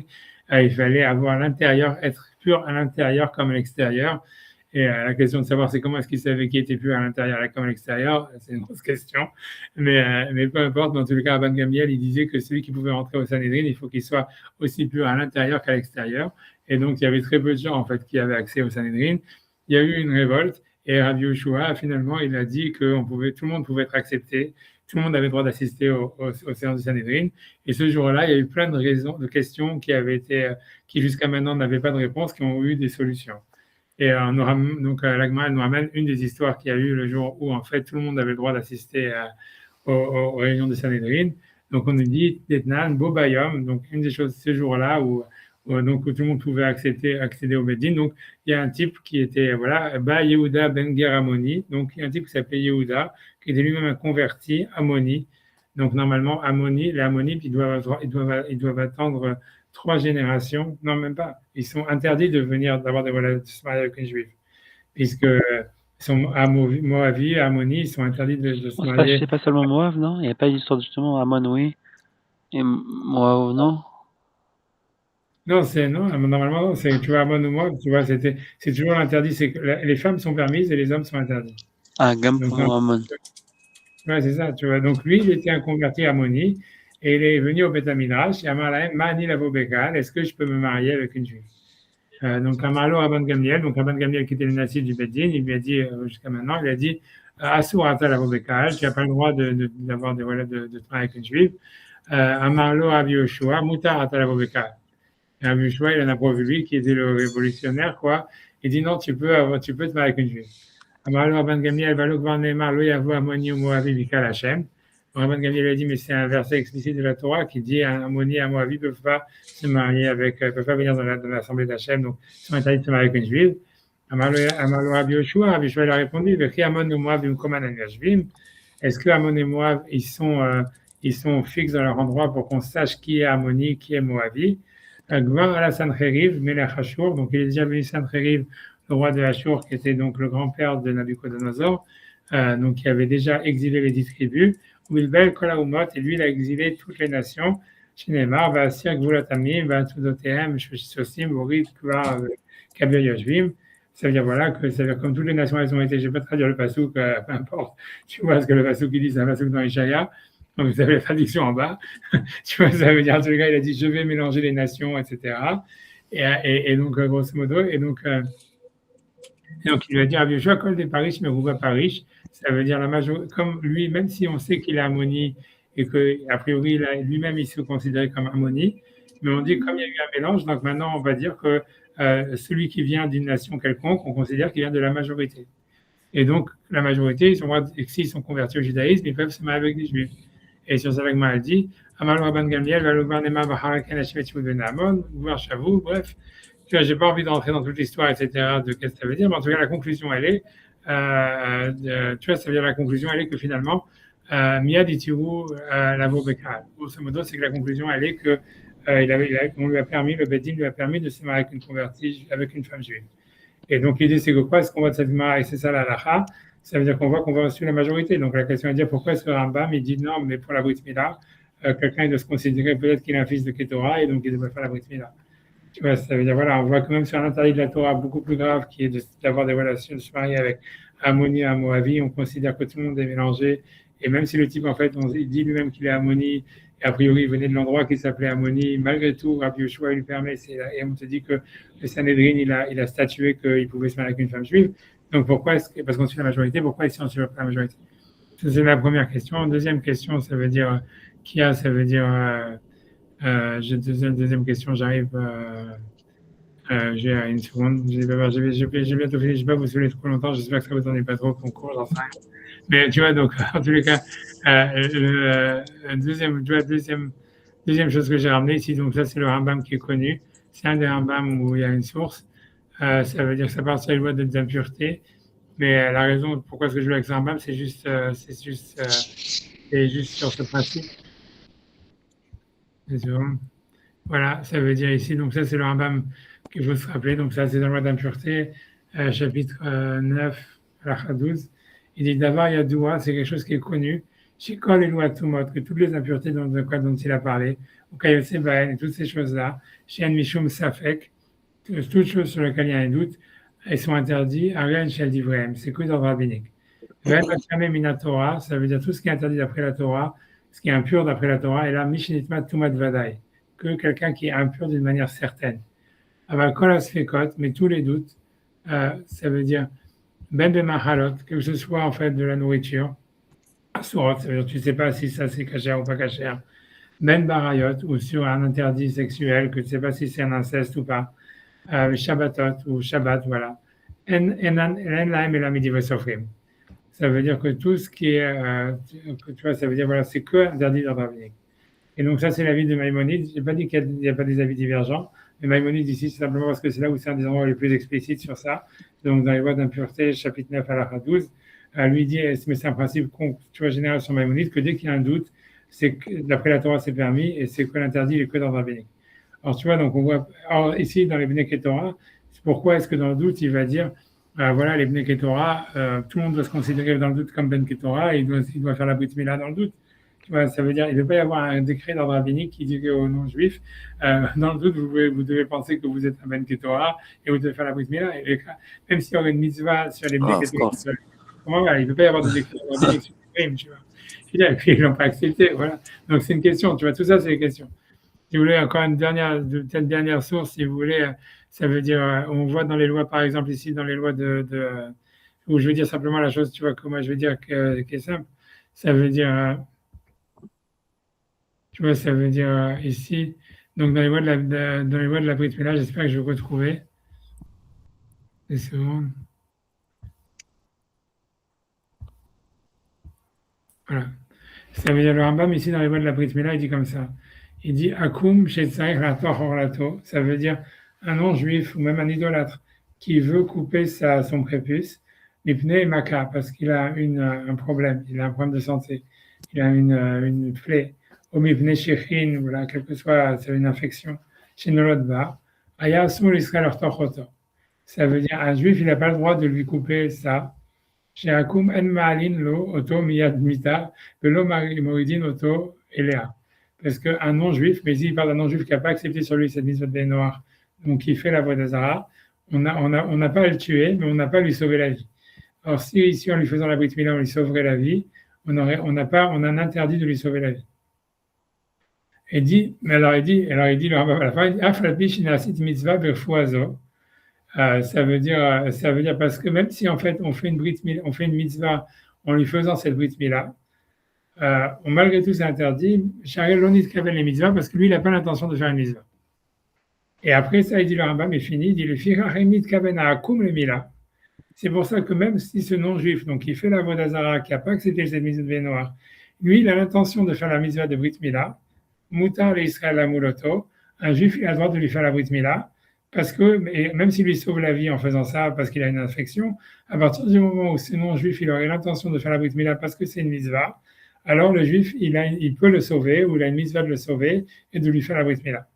Et moi, ce que je veux avec ce passage de Rambam, c'est qu'on voit que Rambam, il n'a pas mentionné quelqu'un qui a un doute si jamais, en fait, il est Ben Ketorah, tu vois. Il a dit, si c'est juste un akoum, ça veut dire quelqu'un qui pratique l'idolâtrie, quelconque, qui a dit, je vais faire la mitzvah de la Brit Mila, et que même si en faisant ça, on va lui sauver la vie, parce qu'il a une infection, Had Veshalem là-bas, alors on dit, Moutar l'Israël Amuloto, un juif, il peut lui faire la Brit Mila, parce qu'il fait une mitzvah en lui faisant la Brit Mila. Alors la question est de dire, tu vois, d'où est-ce qu'elle sort cette mitzvah? Ça veut dire, puisque c'est normalement on interdit de lui sauver la vie. Et là, tu dis, là, il n'a pas dit en plus un bab parce que peut-être c'est un Ben Ketorah. il dit n'importe quel non-juif, tu vois. Donc, il semblerait qu'il y a une mitzvah, en fait, de faire la brit milah sur n'importe quel non-juif. Donc, encore une fois, tout ça, c'est pour vous dire la même chose. Donc, tout ça, c'est questionnable. Donc, ça veut dire, donc, quel est le pshat du Rambam, tu vois? Comment est-ce que le Rambam, il peut dire qu'il y a une mitzvah de faire les Bnei Ketorah, de faire la mitzvah à tous les non-juifs, parce que peut-être c'est des Bnei Ketorah. Donc, tu vois, en fait, pour moi, ce que je veux dire, tu vois, pour moi, donc, pour expliquer, moi, je veux dire simplement la réponse, et j'ai fini avec ça. Et voilà, c'est tout, j'ai rien d'autre à rajouter sur le cours. Pour moi, l'explication, tu vois, dans le Rambam, donc, c'est comme ça, c'est que, grosso modo, c'est que lui, il pense que la Brit Milah, c'est une mitzvah sur toute l'humanité. Comme la Gemara l'a dit au début. Et c'est aussi, bien que ce soit étrange, mais comme je vous dis, on le voit avec comment dire, avec Ishmaël ça veut dire pas qu'Ishmaël, avec Yosef, par exemple, qui a fait la Brit Milah à tous les Égyptiens, comme le Midrash le ramène, et comme il semblerait aussi qu'il y avait des non-juifs qui ont fait la Brit Milah avec Abraham, qui sont Aner, Eshkol ou Mamré, etc., bien qu'ils n'avaient pas la mitzvah. Maintenant, comme je vous dis, moi je pense que l'idée, c'est donc le Rambam, il a compris que l'exclusion qu'il y a eu sur les enfants de Esav et les enfants de Ishmaël, c'est parce qu'en fait, en faisant la Brit Milah, eux, ils mettent en doute l'élection d'Israël et si tu veux, ils font une attaque identitaire sur le peuple d'Israël. Et donc, c'est pour ça qu'eux, en fait, ils auraient un interdit de faire la Brit Milah, qui leur est spécifique. Mais le Rambam, il pense qu'à partir du moment où quelqu'un il peut dire non, mais moi j'ai fait la Brit Milah parce que je suis un Ben Ketorah, ça veut dire que le fait qu'il y a le doute qu'il y a des Bnei Ketorah qui sont mélangés dans le monde, c'est pas ça ce qui va faire qu'il y a une obligation pour n'importe quel juif de faire la Brit Milah parce que peut-être qu'il y a un Ben Ketorah. Ça suffit pour enlever, si tu veux, l'agression qu'il y avait sur l'identité juive pour un Ishmaël de faire la Brit Milah. Parce que tu vois, si tu veux, quand on regarde dans le texte, encore une fois, de Maïmonide, si jamais j'arrive à le retrouver, pendant une seconde, ça veut dire non,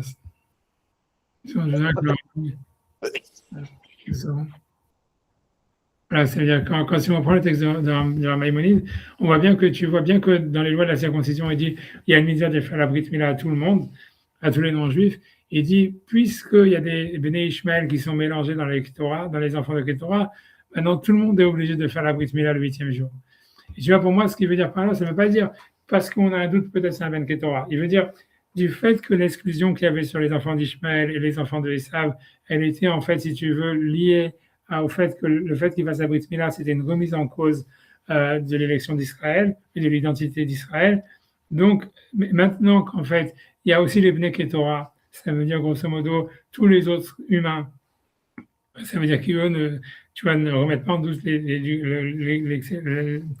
ça veut dire l'identité juive en faisant la Brit Milah.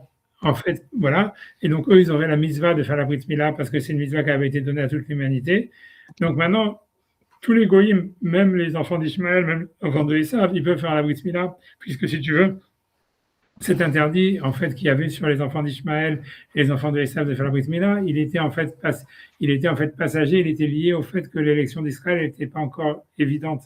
À partir du moment où maintenant tout le monde sait qu'est-ce que c'est un juif et que les enfants de Jacob et tout ça, etc., d'une certaine manière, tu vois, ça veut dire il n'y a plus de remise en cause, en fait, de cette, si tu veux, de cette chose-là, du fait que les autres goïms, ils savent pas ce qu'ils sont eux-mêmes, tu vois, ils savent pas, tu vois, les Bnei Ishmael, ils s'appellent Bnei Ishmael, ils savent pas ce qu'ils sont, tu vois, et donc ils ont pas clairement, ils ont pas une identité ethnique claire, donc ça leur permet, en fait, de revenir au statut initial de l'humanité qu'il y avait à l'époque d'Abraham, qui était d'avoir une mitzvah de faire la Brit Milah, puisque c'est une alliance entre Hachem et toute l'humanité. À mon avis, tu vois, c'est ça ce que le Rambam y pense, tu vois. Je ne sais pas si c'est clair ce que j'ai dit, je ne sais pas si ça...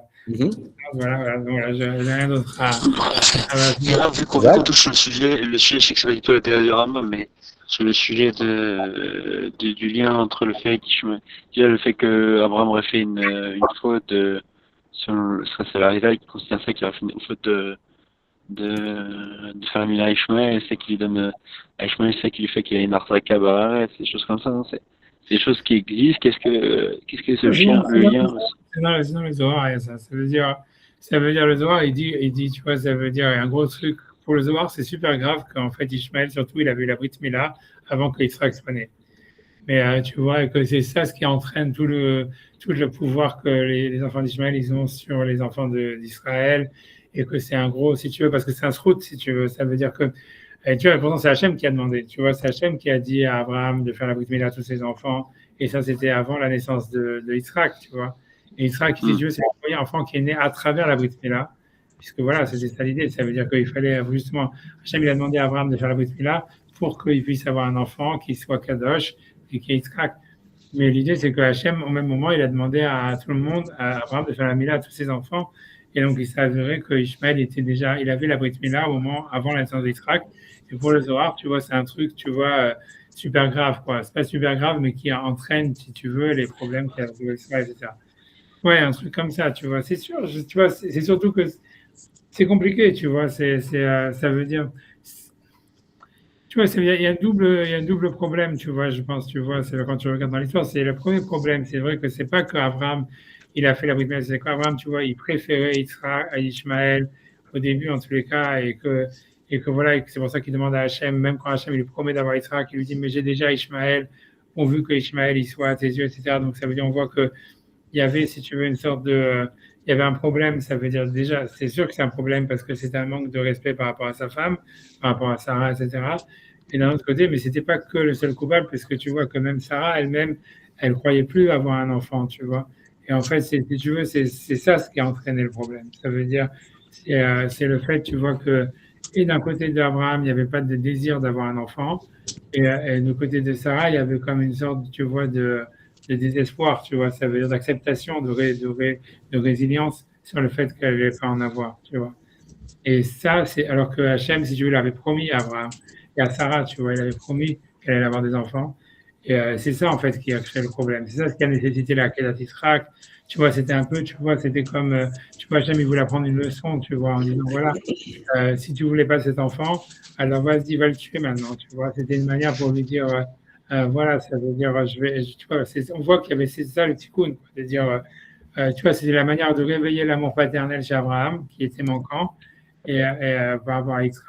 Et en même temps, tu vois aussi le fait de donner la, tu vois, de faire un essai d'Emouna à Sarah, de voir maintenant, tu vas voir, il va aller le tuer, maintenant, est-ce que tu vas voir la Emouna, il va pas le tuer ou pas, etc. Tu vois, un truc comme ça, tu vois. Mais tu vois, parce qu'il y avait eu ce manque, il y avait un manque de désir paternel chez Abraham et un manque tu vois, d'Emouna par rapport à Sarah, que voilà, maintenant que tout ça c'est compréhensible, etc., et c'est à leur niveau, etc., etc.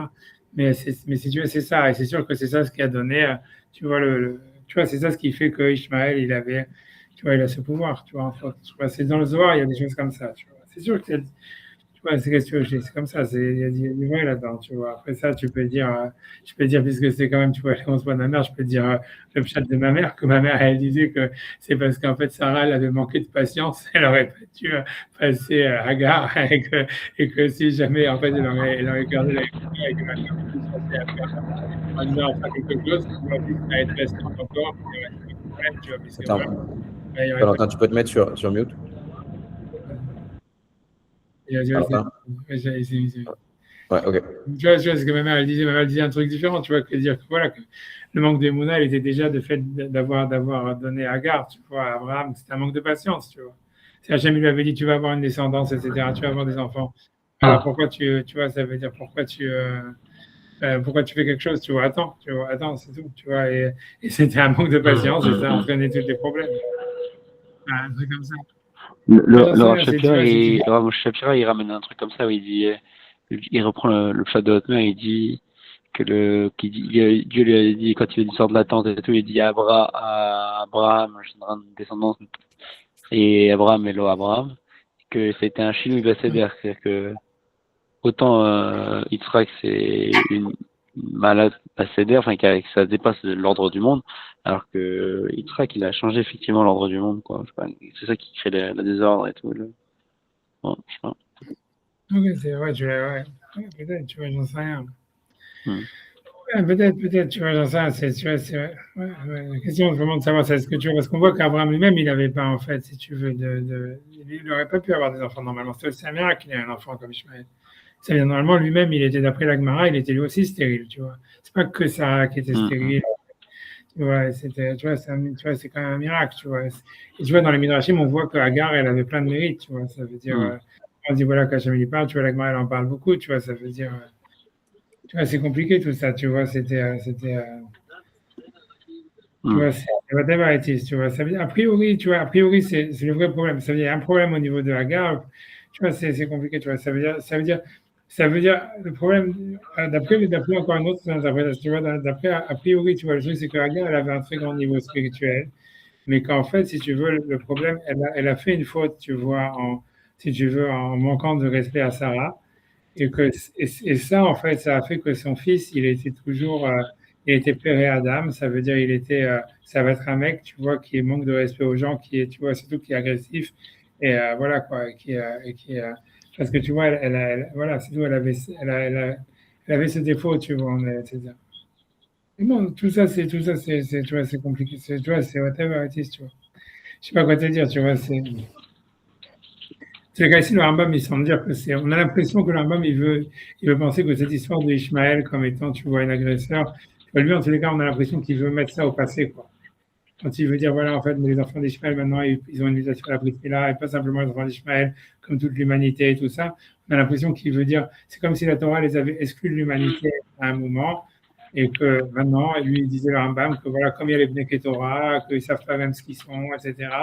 En fait, si tu veux, cette destinée, en fait, tu vois, biblique, tu vois, d'être l'agresseur sur Israël, etc., ou d'être en compétition sur Israël, tu vois, lui pense qu'on peut, tu vois, ça veut dire on peut tourner la page par rapport à ça. Tu vois. Ouais. Et moi, je pense que tu vois, d'une certaine manière, il a raison. Ça veut dire, dans le sens, tu vois, où ça veut dire que tu vois, c'est sûr que c'est comme ça qu'il faut voir. Je pense que c'est super dangereux à chaque fois de dire les Bnei Ishmaël, c'est les enfants d'Ishmaël, blablabla. Tu vois, je pense, tu vois, parce que, et tu vois, le rabbin lui dit non, c'est pas les enfants d'Ishmaël, c'est les Bnei Torah, tu vois, ça, ce qu'il te dit. Tu vois, pas l'histoire de la Brit Mila. Il veut te dire, voilà, tu vois, qui te dit, voilà, c'est des Bnei Torah, c'est pas des Bnei Ishmaël.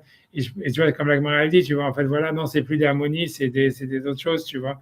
Parce que je pense, tu vois, en fait, c'est sûr que même, tu vois, à l'arriquement, ça s'explique, tu vois, quel que soit, par exemple, dans l'arriquement, ça s'explique parce que c'est la majorité. Quand le rabbin ici le dit, c'est très difficile à justifier à l'arriquement.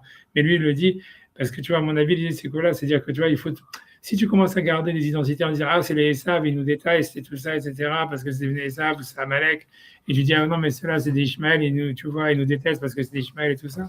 En fait, tu vas jamais t'en sortir, tu vois, tu vas jamais amener le Mashiach, tu vas jamais, tu vois, tu vois, l'idée, c'est qu'il faut pas dire, il faut pas être naïf, mais d'un autre côté, tu vois, il faut pas, si tu veux, il faut pas s'identifier à des personnages bibliques. Moi, je pense que d'une manière générale, moi, c'est une chose, tu vois, que j'ai compris.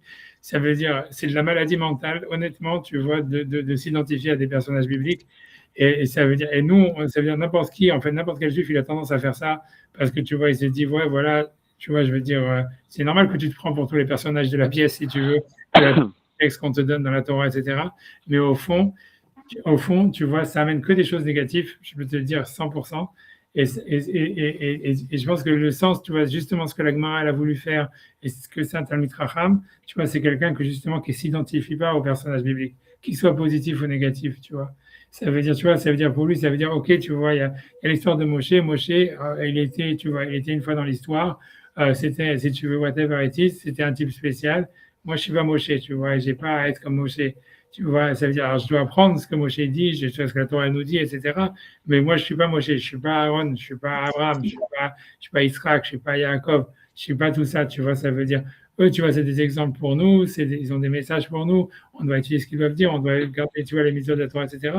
Mais en fait, c'est pas nous, tu vois. Et parce que quand, en fait, s'identifier à ces personnages-là, c'est une preuve de paranoïa. Et dire, au fond, c'est de la paranoïa mamache. Et en fait, ça amène que des choses, que de la débilité, tu vois, spirituelle. Parce qu'en fait, tu t'identifies à des trucs, tu vois, que c'est pas toi et qui sont beaucoup trop par rapport à toi.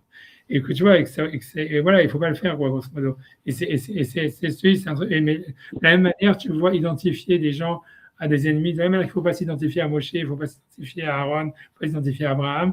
Tu vois, il faut dire, voilà, je suis juste un juif lambda qui étudie la Torah et c'est tout, et qui fait les mitzvot. Je pense que c'est exactement la chose des goïms, il faut le regarder de la même manière. Il ne faut pas les identifier à Esav ou à Malek ou à Ishmaël ou à tout cela, etc. Il faut dire, non, c'est des êtres humains normaux, tu vois, ils font leur vie, et puis voilà, tu vois. Et quand tu commences, toi, à les identifier à des personnages bibliques, en fait, c'est là où, tu vois, ça veut dire, toi-même, en fait, si tu veux, tu vas créer une relation toxique avec eux, tu vois. Et je pense que c'est ça ce que le Rambam veut dire ici. Tu vois, c'est très fort ce qu'il dit, moi, je pense, tu vois. C'est de dire, tu vois, c'est de dire, ne considère pas les Arabes comme des Ishmaël. Non, c'est des Bnei Ketora. Voilà, prouve-moi le contraire. Et tu vois, et voilà, c'est tout, tu vois. Il te dit, c'est un truc comme ça, tu vois. Et il dit, voilà, ils ont mis à faire la Brit Mila, et toi, si tu peux leur faire la Brit Mila, fais-leur la Brit Mila et tout ça. Bien que la Torah dit clairement que les Bnei Ishmael ne doivent pas faire la Brit Mila. Tu vois, ça te montre ça. Ça veut dire, parce que tu ne dois pas identifier les goïms d'aujourd'hui à des personnages bibliques. Tu ne dois pas identifier les Allemands à Malek. Tu ne dois pas, même, tu vois, c'est tout. Tu vois, c'est comme ça. Tu vois, parce que si tu le fais, d'abord, c'est délire. Et deuxièmement, tu vois, tu vas créer que de la toxicité, tu vois. Mais je pense que Stam, principalement, le rabbin, il pense Stam, c'est du délire. Et je pense, moi aussi, je pense franchement que c'est du délire. Et bien que c'est facile, tu vois, pour nous, ça nous rassure de dire ça. Voilà, les Allemands, c'est Amalek, j'en sais rien, Ishmaël, c'est tout. Et voilà, et nous, on est les tzadikim, on est les Bnei Israël, et je sais pas quoi. Non, ça veut dire, voilà, c'est des êtres humains. Nous aussi, on est des êtres humains, c'est tout, tu vois. T'es ni Moshe, ni Abraham, ni Yitzhak, ni quoi que ce soit. Tu vois, t'es un juif, et c'est tout. Ça veut dire. C'est un refus de l'essentialisation des personnes, quoi. Voilà, c'est ça, exactement. Et c'est ça ce qu'il te dit ici, tu vois. Et c'est ça, tu vois, c'est ça le principe. C'est un chidouche, tu vois, c'est un super grand chidouche ce qu'il dit. Mais et à la fin, il dit voilà, et donc comme Abraham, à l'époque d'Abraham, il y avait la Mila, elle avait un message universel, alors tous les hommes, ils doivent essayer de faire, et s'ils veulent faire la Mila, ils font une mitzvah, il faut essayer de les encourager à le faire, etc. Et ce qu'ils le font, c'est une bonne chose, etc. Et même si la Torah l'a dit clairement, c'est que Israël, c'est que Israël, et tout ça, comme il y avait les Bnei Torah, ça veut dire que non, tu vois. Et que voilà, voilà, c'est tout, tu vois. Mais c'est ça l'idée, tu vois, c'est ça l'idée. Et honnêtement, je peux pas t'imaginer combien ça te. Tu vois, le fait de s'identifier à des personnages bibliques, c'est quelque chose, même positif, c'est quelque chose qui amène que des trucs négatifs à une personne. Moi, j'en sais quelque chose, tu vois, parce qu'on a toujours cette tendance, parce qu'on est paranoïaque, tu vois. C'est de la gava, c'est de l'orgueil, c'est de l'orgueil et du délire et de la paranoïa, tu vois. Et c'est surtout du romantisme, tu vois, parce que quand tu as été habitué aussi au romantisme, tu veux des filles aux héros du film, tu vois. Mais en fait, tout ça, c'est de la bêtise à l'état brut, tu vois. Et voilà. Grave, je dois y aller. Okay, mais, je vous remercie beaucoup, c'est lumineux. Ok, bon, d'accord. Merci. Espérons que le mec de Davos, il va faire un beau chèque. Envoyez-moi RIP, envoyez-moi RIP. Envoyez-moi. Ok, ouais, je t'envoie à 100%, mais je vois qu'est-ce qu'il faut révoluer. Je vois quoi, révolue ou quoi, je sais pas. Est-ce que vous voulez. vous avez autre chose qui révolue, il n'avait pas révolu. Un truc US. US. Ok, ouais, je vais l'envoyer. Ou un bank account, sinon. Comment? Ou un bank account. Ouais, je vais l'envoyer. Regarde, je t'envoie. Bon voyage, Valentin. Allez, merci Sacha. Surtout. Je t'envoie le RIB, tu le fais. Le RIB, c'est bien, Ok, d'accord, ok. Et lui, il est en content. C'était un type en Europe, c'est ça? Donc c'est plus facile un compte en Europe. Non, c'est un type, c'est un Américain. Un Américain? Ok, d'accord. Ok, donc j'envoie un compte en Amérique. Ouais, c'est un Chabadnik. On sait jamais, des fois ils sont généreux. C'est rare en général. Mais bon. Tu vois, il fallait dire. Tu vois, on sait jamais, on va dire du la général. On n'identifie pas les personnages. Tu vois. On est essentialiste, pas les personnages. Les rabbins, ça n'existe pas, c'est des Bnei Torah. Je te laisse tranquille. Non, ça laisse beaucoup réfléchir, mais parce que, non, mais juste sur le point que vous dites, il y a quand même le fait d'avoir une mitzvah de éliminer Amalek, ça contredit un peu ce que. Tu vois, on te dit qu'on ne sait pas où c'est, tu vois, c'est ça, on te dit, après on te dit, voilà, ils sont battels et tout ça, tu vois ce que je veux dire, on ne sait pas qui c'est. Tu vois, c'est ça l'histoire, tu vois, c'est ça, et c'est, à mon avis, c'est ça ce qu'il veut dire, c'est toutes ces histoires-là, c'est qu'en fait, tout ça, ça reste des trucs théoriques, et tu vois, il faut pas les personnaliser, etc., tu vois, à moins d'avoir des preuves à 100%, tu vois, mais c'est pas le cas. Ouais, c'est ça. Ouais. Non, mais c'est comme les grandes discussions, en Israël, ils disent c'est le RF Rav et tout. C'est ça, ouais. Mais voilà, mais c'est ça, c'est des bêtises, tu vois, je pense que ça, c'est des bêtises, tu vois. C'est, tu vois. Alors, écoute, je vais te laisser tranquille, je vais t'envoyer un RIB quand même. Mais c'est l'américain, normalement, le RIB, c'est un RIB américain, normalement. Mais bon, Ah oui, le Revolut américain. Oui, si vous avez le RIB américain. Oui, mais est-ce que vous avez de RIB américain? Ok, d'accord, ok, j'essaie d'envoyer ça. Ok, je te laisse tranquille parce que j'ai notre travail on va à l'école tôt. Merci, Rav. C'est beaucoup. Mais bon, question sur l'histoire de l'Iran ou pas? C'est que l'histoire de l'Iran, d'où tu sors ton histoire? Parce que je sais pas, je suis les channels israéliens, quoi, où ils disent que l'Iran que